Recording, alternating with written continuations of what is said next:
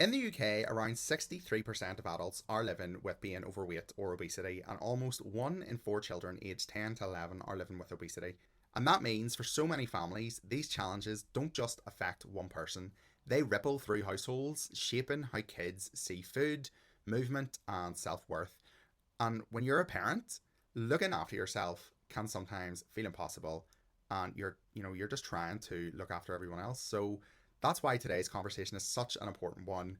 We're going to talk honestly about the reality of balance in family life, parenting, and your own health journey, including the guilt, the pressures, and the moments of joy that this journey can bring. So let's roll the intro and get into it before I introduce you to today's special guest. Welcome to This Is My Journey, the podcast where real people share real stories of transformation, resilience, and growth.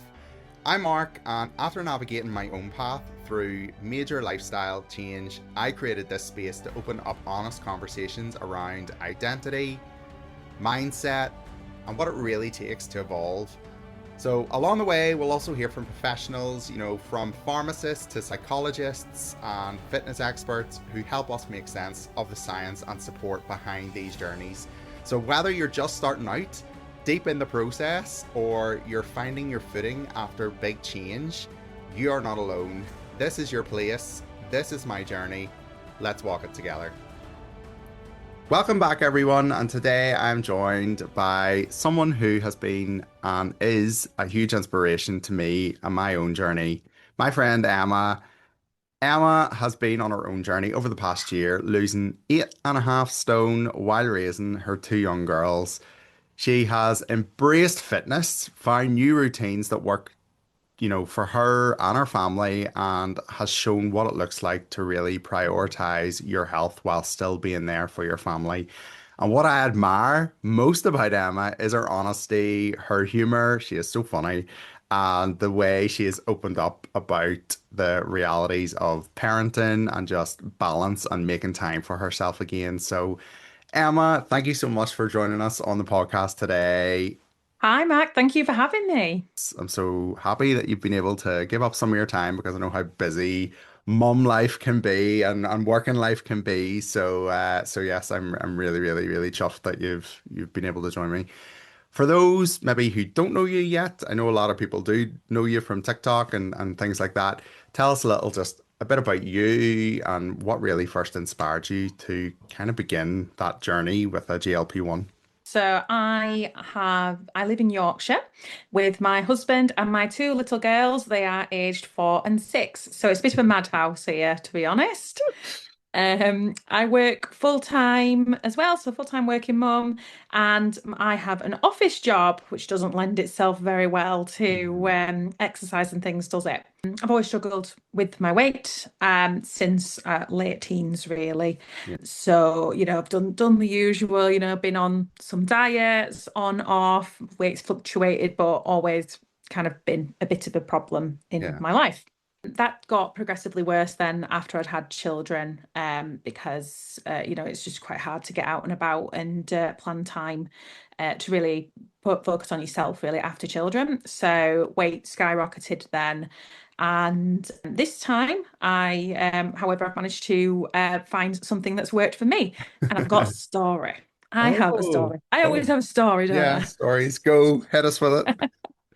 Okay, I'll take you back to May 2024, and I took the children down to Paulton's Park. So some of you might know Peppa Pig World. Oh, We went to Peppa Pig World. Have you not been, Mark? no, definitely not. I don't think it's my type of place. Maybe in the future with my nephew, but not right now. It's not your vibe.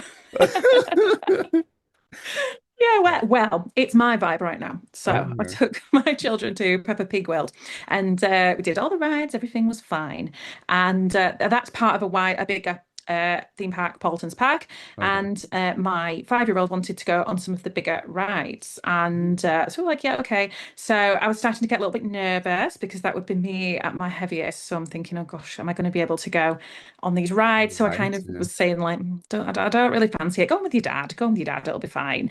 And then my husband, though, I think he knew that I was a little bit nervous about it.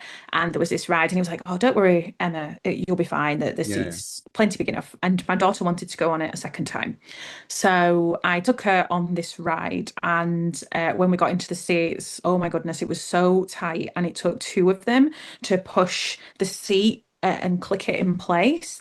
And I was absolutely mortified because my daughter was there. She didn't really understand what was going on. They Yeah. did manage to click it in just. But all the way around this ride, I was terrified it was going to spring up, and it was really high as well.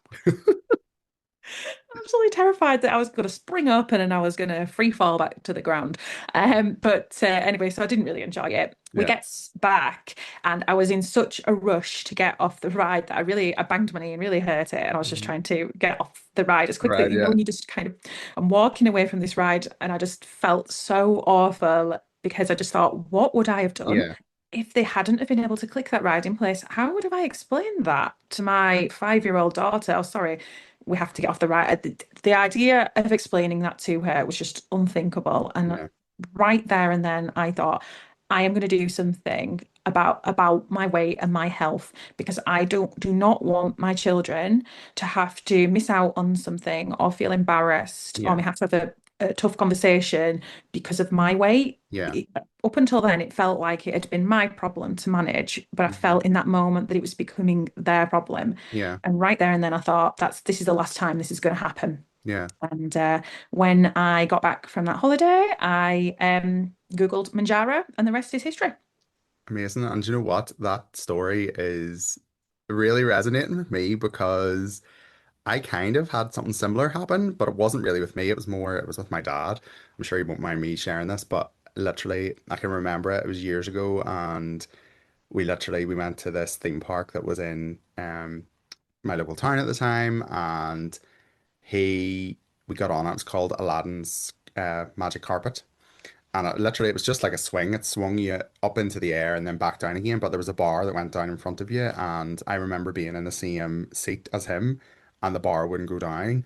And I thought it had clicked, and it hadn't clicked. And we went up, and the bar came forward, and I was just clinging on to the bar in the middle of the air. It was really, really crazy. And I just remember being really almost mentally scarred by the time I got off. And everybody thought it was hilarious when I got off because of I was like deep breathing, eyes closed, and my mum and all thought it was hilarious. They didn't actually realize what had happened. And I don't think my dad knew kind of how rough the ride would be. And yeah, I remember I'll always go back to that moment. And for my dad, it's probably one of them moments that he realized he was really like overweight and things like that because that bar wouldn't actually go down. But it actually compromised our safety and stuff and all that there as well. So there's so much more to it. At least the bar went down for you and that everybody was safe and all that there. And things in them exact moments, it happens so quickly as well that you don't because I did often ask my dad, why did you not say something? But when you get on them rides, it's just like they're trying to get as many people on as they can, and then it's like, does it click? Is it down? Off we go kind of thing. So no, I completely get that. And I think yeah, for you, that is a really big kind of realization and moment. That's probably well, I suppose for you it was that epiphany moment that I need to do something about my weight and things like that. So yeah, fast forward to now, and you have lost 8.5 stone. Amazing. I know what it's like, but for anybody that's listening, what has that process been like for you losing that weight over, that space of time? It was a long process, that's Yeah. for sure. And actually, as well, just to say about that story that you just told, that is exactly the point that I want to prove, in that you have that story about your dad, and I Yeah. don't want my children to have that sort of Yeah. story about me. Yeah. Luckily, she Yeah. won't Yeah. remember. She won't remember at 5. No, no, So I'm no. okay. Yeah. But yes, absolutely. It has been long. So yeah, so I started in right at the end of May. 2024. So Mounjaro was not as mainstream, I suppose, No. as it was now. The use of GLP-1 medication, I don't think was as talked about then. Yeah. I was definitely, as we know, as we call them, a secret jabber at the time. Apart from with my husband, he's known I from day hear. dot. But yeah, so that took, I wanted to do a little bit of research. I was very anxious about that to begin with. But yeah, it has been, it's what I'd kind of decided right from the beginning was that I wanted my journey to be sustainable. And I wanted to make sure that I put those healthy habits in place right from the beginning, even if that meant that my journey took longer, Yeah. because I always knew that I had a long way to go. I knew that I was looking at kind of like a 9 stone-ish loss because I'm not quite there yet. Yeah. So that's why right from the beginning I joined the gym. I started strength training. Reason I did once I got settled into the gym, I started with some strength training quite early on. And I've always made sure that I have the ability to be able to eat 3 meals a day so that it gives me the opportunity to really build and bed down those good habits Yeah. right from the beginning. What does a healthy meal look like? How many snacks is a normal amount of snacks to have? How do I work my exercise routines into my overall week so that when I get to where I want to be, hopefully I won't have to change anything? You started your journey just before I did, and even when I started mine in August, I found it really, really like the information about these kind of medications and stuff wasn't really widely available, which kind of led me to TikTok because that's kind of where the information was. So, you know, just out of curiosity, where did you kind of find out about it? Was it like social media, or had you known about it before then, or I think I'd seen a news article in yeah, the BBC, yeah, which was just talking about GLP. I think it was actually about Wegovy at the yeah, time, yeah, and I just there you Googled go. weight loss injections, Yeah. and I remember the first entry was boots. I looked at the prices. I thought, oh my goodness. Then you do a little bit more research, Yeah. into the different options available to you, the support, things Aye. like that. Back in the good old days when I first started, the advice was a lot different. I Yeah, think back then, the assumption was that you would go up your doses 1 month at a time, yeah, and that you would end up on 15 milligrams after 6 months. yeah, But obviously, so I was reflecting on the other day about how much has actually changed and yeah, how much more we know about how this medication can be worked into yeah. a healthy lifestyle now. I suppose it's like anything, that information, as more people are on it, more information does become available, and there's a wider sort of case study of people. So, I definitely think when we started, it was hard in a way because the information wasn't there, and as you say, like, yeah, it wasn't almost encouraged to go up a dose every single month, and obviously that's very different now. It's if there's a dose that's working for you, stay on it as long as you kind of can. Kind of just leading on to sort of my next question then, for for you, what does like a typical week in the life of Emma as, somebody that goes to the gym, is a mom and everything else that you do in terms of work and all that there, what does a typical week look like for you? Because I'm sure there's so many people that will listen to this that will relate as moms or as parents. It all starts with my big whiteboard in the kitchen. Oh, I'll have you got send a you a picture. whiteboard? I've got a massive whiteboard. Oh, I love that. People come to my house and they know they're in for a fun time once they see that whiteboard. Back to school. Yeah. Yeah, I've got a massive whiteboard, and that's my job on a Sunday is to plan the week ahead. So my husband's also on a health journey as well, Okay. although he's not on a GLP-1. Yeah. And but we plan when we're each going to go to the gym. So I'll just kind of add in all the social things that we're all up Yeah. to, what needs to happen, school runs, things like that. Then once I've got all of that in, I will have a look at exercise and when can I fit that in. I've got some stuff that I have all the time. So like I always go to my club size class on a Monday. I always go to like a circuits thing that I do on a Friday, and I have a PT session that I do on my work from home day in my lunch hour. So Mhm. they're all the things that are like bedded in, Yeah. and they're all already work around the kids' schedule. And then I have other things that will try and fit in as and when. It's just really about having a joint conversation with my Yeah. husband about like, okay, I need to fit a gym session in this weekend. When can we do that? Or it might be like, oh, we're going out for tea that day. Where can we go? What could we eat? Right, we need to plan dinner. Can we batch cook something? So we'll just have a bit of a chat. Or rather, shall I say, I decide and then I tell him. The boss what he's decides. doing. Yeah. So you are going to the gym on these suboptimal times because I have the best ones. But yeah, in terms of my routine, I go to the gym 3 times a week. Most of the times that I go to the gym is actually before the children wake up. So my kids get up kind of roughly 6:45-ish. I go to the gym at 6, so I will be back by kind of 7:15, do like roughly an hour, maybe a little more. So from the kids' perspective, they don't even really know. They just know that I'm coming in roughly as Yeah, they're coming down. So they'll just be watching cartoons or something, and I'll walk in. yeah, And my class that I do on Mondays after they go to bed anyway. So a lot of my exercise is actually around their schedule. And yeah, so then, like I said, I'll batch cook and things, but they don't really know that because they're quite young. So they haven't really noticed in terms of food that we're doing things a little bit differently. It's just all the differently. planning. But yeah, those hours, 7 p.m. to 11 p.m. are very precious to me because that's when I'll get all the prep done, all the planning, and potentially my exercise as well. Yeah. No, you kind of mentioned there about the batch cooking and stuff and all that there. How has your journey changed, your approach really to family meals and like cooking at home? Has much changed? Obviously, you're talking about batch cooking. Did you do that before, or is this just a new thing? We did a little bit of batch cooking, but it was probably more from a convenience aspect rather than Yeah. thinking about what a balanced meal would be. Mhm. So it's a little bit more targeted now. So when I will sit down at a certain time each week and plan what we're going to have to eat the following week. Yes, it's not necessarily the most exciting way to live one's life, but never mind. But yeah, so we'll plan what we're going to eat, and yeah, when I'm batch cooking, I will be trying to make sure that it's balanced.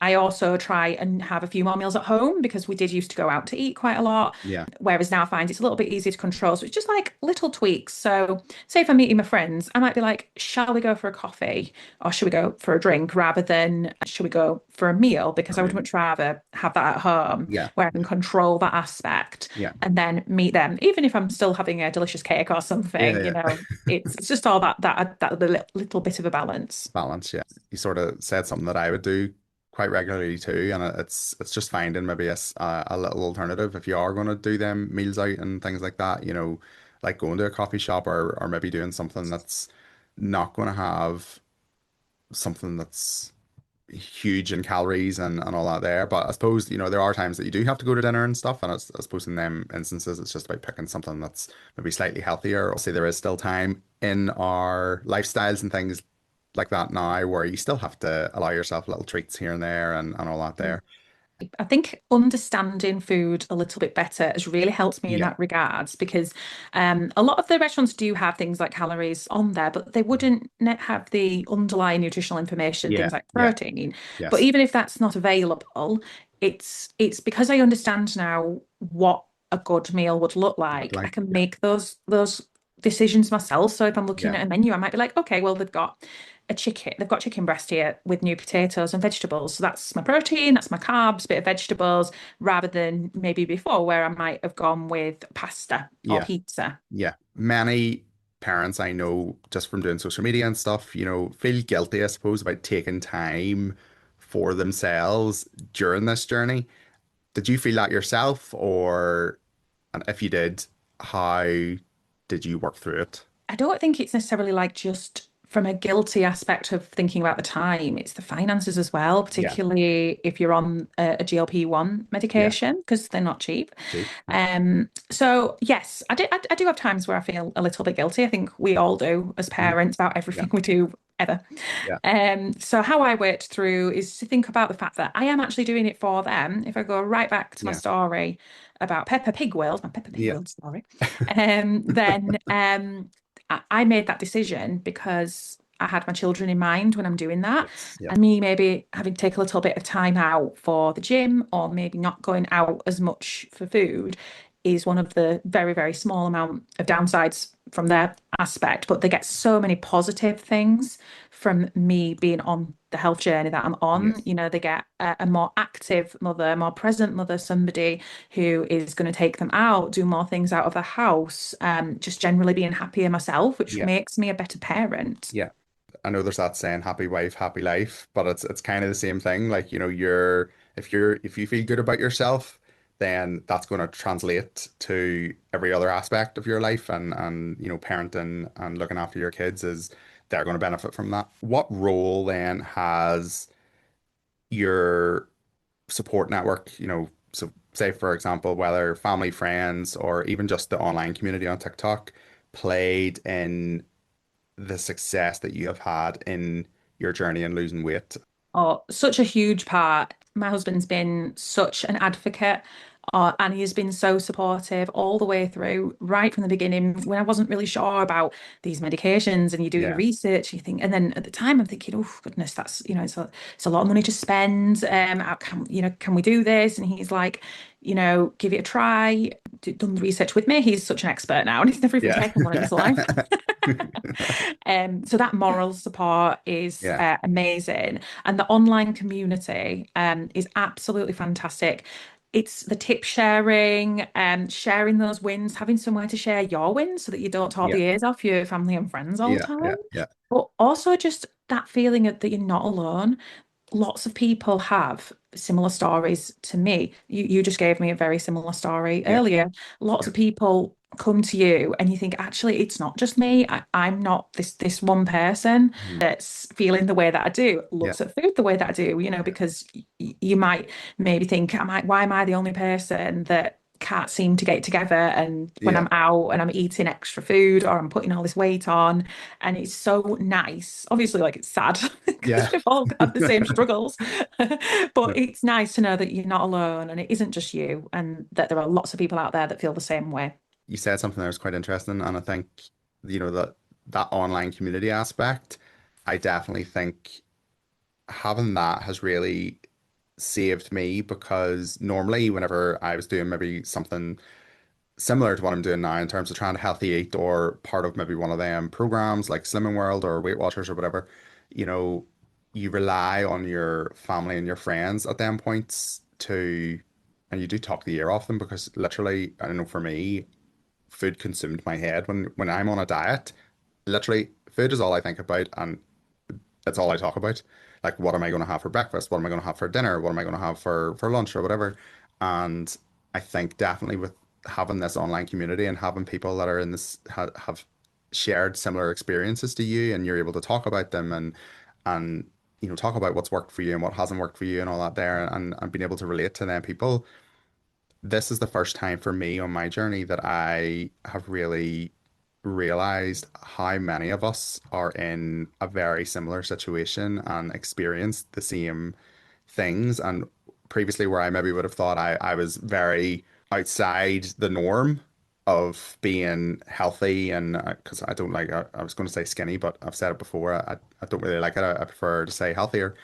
And where you would have maybe been on the outside of that, actually being on this journey and seeing how wide it is on social media has made me sort of feel like I'm more a part of something that I actually didn't realize I was a part of without them people. I think I'd, people like you that I bend the ear of daily, in terms of talking about our journeys and all that there, thank God I have them people because, I'm sure you're the same. Like if you were talking to anybody else, the amount that we talk to each other about, how's your suppression this week, or how's your, how are you getting on, if you have any side effects? If you were talking to anybody else, they get bored of listening to you, but we never get bored of listening to each other because we're all going through the same experience. So it's really, really lovely, I think, to have that community and that, I suppose, people you can relate to your experiences, Yeah, it's Eh, such a new thing. yes. The particularly those that are taking GLP-1, but Yeah. even just I think sharing that journey online, I think a Yeah. lot of that it's a relatively new thing, Yeah. and there isn't a lot of information out there. And sometimes it's not always the medical stuff that you're wanting to know; it's the Exactly. anecdotal things Yeah. about how people are doing. Mm. That community is so important to me, and I'm Yeah. so grateful that I'm part of it. When I think about how I felt back in May when I didn't Yeah. know that it was there, Yeah. I'm much happier now.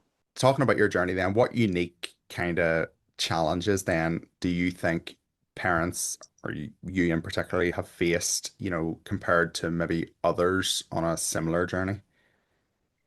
I think the time aspect is really tough, Yeah. and I do appreciate that even me as a parent, it would be there are going to be people that have it even tougher than me, for instance, single Yeah. parents, Yeah. because I do have my husband that I can lean on, Yeah. and he's thankfully very understanding because he's on a journey like that himself. Hmm. The time aspect, it is tricky, and Yeah. sometimes it is. I am just literally looking at maybe bored, like, oh goodness, how am I going to fit this weekend's gym in? Yeah. And sometimes you do just have to take that approach of actually it's not going to happen this Yeah. weekend because the children have XYZ on. So what am I going to do instead? Or, how am I going to negate that? Or how am I going to make sure that I make a good start next week and get back Yeah. to my healthy regime as it is? And I Yeah. think that you do have limitations with cooking. Again, I am really fortunate that my children are fairly chill with what they will eat. And Yeah. I know that a lot of children are not like that. So again, it's potentially even slightly easier for me. But children won't necessarily always just eat whatever you put in front of them. So if I decide that I'm going to have chicken breast 5 days in a row, my kids might decide on day 4, actually, I don't like chicken breast. I've never liked chicken breast. Why would you serve me this, mother? Again, there'll be a lot of people and a lot of parents that can relate to that, and also, maybe listen and think, oh, you do have it a lot easier than what I have it, or vice versa. Some people, might think they even have it easier than what you have it. Do you know what I mean? I think it is very different, I think, for most people. And I think the main thing I'd want to say around it is probably, I don't have children myself, but be kind to yourself in terms of, that's a bit of pressure on yourself as well. If you're not making that gym session or whatever, it's okay to miss one, because one session isn't going to rock the boat that much in the scheme of things. Maybe 2 or 3 weeks of not going will set you back a little, but one session's not going to do that. And I think, yes, you got to prioritize you, but your schedule's easily fixed down the line, and things, you can move things about and all that there. So let's try not to be too hard on yourself when things like that happen. I do need to be better with that. It is something that I've been saying from the beginning because I do tend to catastrophize sometimes and think, oh, I've missed this gym session. I I'm know. just so frightened that one might turn into 2 and 3. And I'm sure you felt the same way Yeah, if something's got in the way of you doing something that's yeah, been part of your new routine. You do worry about that. But I need to have trust in myself yeah, that, I've been going for 15 months now. Why would I just suddenly stop going to the gym or stop eating yeah, all of the new habits, foods that I've yeah, found yeah. when I've been doing it for 15 months? I need to trust me. Going away on holiday or anything like that, you maybe take a week off doing something, and then you come back and it is very hard to get back on that wagon. And I know, you went on holiday and you still kept the gym up and stuff and all that there. And I think, you know, is there any advice that you would want to give anybody around that? And Yeah, so this is something specific, and I'm not necessarily suggesting that everybody does this, but yeah, it's what I think what it is using the time to examine yourself and where your triggers have been. yeah, And I realized that holidays, when I think back to previous times when I've been on a health journey, yeah, holidays are a massive trigger for me yeah, because when I've thought back to the times when I've had big bounce backs with my weight, it's always been after a holiday. yeah, So the best example I can come up with is that in 2023, I went to Orlando and I'd just lost 3 stone. And I had 2 weeks of eating whatever I wanted. Obviously, it's American portions as well. yeah, I came back and I'd just had 2 weeks of having 3 massive meals a day and donuts and chips and everything. I didn't want to go back to having all the things that I was eating before. So I thought, "Do you know what? I'll start it again next month. I'll be kind to myself." 9 months later, I'd put that whole 3 stone back on and more. and you know what? Um, We all will relate to that story. I know I do multiple times. yeah, it's and again, back to the online community, that's when you realize it's not just you. We all No, do it. yeah, no, exactly. So for me, holidays are a trigger. So I thought, okay, what can I do? What things can I do to make sure that I still enjoy my holiday, but I can try and negate that trigger as best I can? And I Yeah, decided that I would have 2 meals a day. I would try and be mindful about what I ate, breakfast and lunch in my case. I didn't completely, I didn't only have salads or anything like that, but I yeah, just tried to be a little bit mindful, made sure that I had a portion of veg and things like that. And 1 meal a day, I would have whatever I liked, and I wouldn't feel guilty or anything like that. And I yeah, would still have drinks and snacks and things like that. And I decided that I would try and go to the gym on the days that I would normally have gone, but that I would take it easy in terms of the actual exercise because it's very hot and Yeah. I've been eating different foods and probably not sleeping the same. But I felt that if I just went, there's the act of putting on my workout gear, walking to the gym and just doing something in the gym, even if it was just half an hour, just kept that routine going so that then when I came back, I'm just going to the gym same as I did the day Yeah. before, even though, as definitely demonstrated when on my first workout when I came back, I'm definitely not doing the same. The actual act of going, because as we know from times when we've fallen off the wagon with the gym, the hardest part is actually walking through the door. Yeah. 100%. I suppose just a little stat then, just to kind of get your thoughts on it. So the NHS released figures 2023, 2024. I don't think there's any more updated than that. So in the UK, nearly 1 in 4 children aged 10 to 11 live with obesity, which to me is, it is quite high, 1 in 4. So do you feel that, working on your own health at the minute has influenced your children's relationship with food and activity, or, what's your kind of thoughts around that? It 100% has. So I have never sat down and had a conversation with the kids. They're too Yeah, young. too They're, like I young. said, Yeah, they're 4 and 6, so they wouldn't yeah, understand. I've never spoken to them about anything. It's just something that's happened. yeah. However, the children have picked up on it. A few weeks ago, my youngest was rattling a. She'd got this like box and she was rattling it, and I was like, "What are you doing?" She says, "I'm making a protein shake, mummy, and going to the gym." It's like, oh, that's really Oh, cute. that's But cute. Yeah, obviously, why would I speak to my child about a protein yeah, shake? yeah, But she's yeah, obviously just observed that. And I think that's so interesting because it yeah, means they're picking up on those habits, whether you speak to them about it or not, which yeah, works both ways. yeah. They also eat a lot more fruit and veg just simply because we have more of that in the house because Nice. I'm eating it. And my youngest would not eat much in the way of fruit and vegetables before, but now she will eat. She loves cucumber. I have to serve cucumber with. I have to buy big cucumbers every week for her. Oh, and we also play a game now. We well, it doesn't have a name or anything, but we talk about the superpowers that food have, and Oh, so like as I'm making dinner and prepping whatever, they'll say, what does milk do? And I'll say, oh, milk helps your bones stay healthy. Or they might say, like, what does broccoli do? Then you have to sit there and be like, what does broccoli do? To quickly decide. So I might say something like, "Oh, it helps you grow big and strong," or I might say it stops you being poorly. yeah. So I'll just have to think, but it helps me because that means I'm thinking about what's Yes. in the food, and the kind of the message that I'm trying to give the children is that all food has a purpose. Yeah. They've asked me what sweets do, and I tell them that sweets give energy.